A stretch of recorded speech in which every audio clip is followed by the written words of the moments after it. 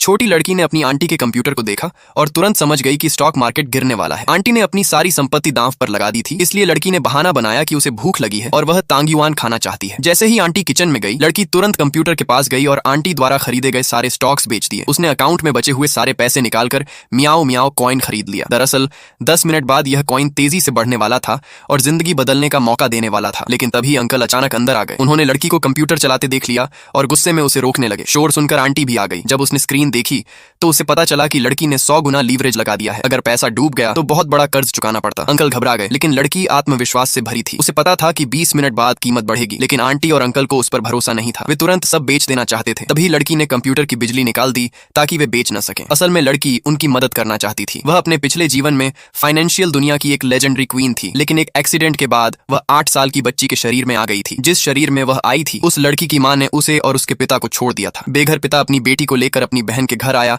और कुछ दिन रहने की गुजारिश की। जीजा इससे खुश नहीं था, लेकिन बहन के कहने पर उन्हें रहने दिया गया। लड़की ने इस स्थिति को पहचान लिया और तय किया कि वह अपने ज्ञान से अपने पिता की जिंदगी बदल देगी और उन लोगों को सबक सिखाएगी जिन्होंने उन्हें ठुकराया था। उसी दौरान उसने देखा कि आंटी निवेश में बड़ी गलती करने वाली है, इसलिए उसने सही मौका देखकर सारे पैसे मियाओ मियाओ कॉइन में लगा दिए और 100 गुना लीवरेज भी जोड़ दिया। लेकिन तभी अंकल ने उसे पकड़ लिया और डांटने लगे। अंकल की आवाज सुनकर आंटी और पिता दोनों आ गए। पहले आंटी को लगा कि यह छोटी बात है, लेकिन स्क्रीन देखते ही वह चौंक गई। लड़की ने बड़ी रकम निवेश कर दी थी। अंकल गुस्से और डर से परेशान हो गए। उन्होंने तुरंत कहा कि क्या इस सौदे को रोका जा सकता है। उन्होंने पिता को भी चेतावनी दी कि अगर पैसा डूब गया तो वे जिम्मेदार होंगे। पिता ने उन्हें शांत करने की कोशिश की, लेकिन अंकल को यकीन था कि यह कॉइन बेकार है। आंटी ने इसे बेचने की कोशिश की, लेकिन कोई खरीदार नहीं मिला। उसे मजबूरी में कम कीमत पर बेचने का सोचना पड़ा। लड़की ने उसका हाथ पकड़ लिया और कहा कि थोड़ा इंतजार करो, कीमत बढ़ेगी। लेकिन कोई उसकी बात मानने को तैयार नहीं।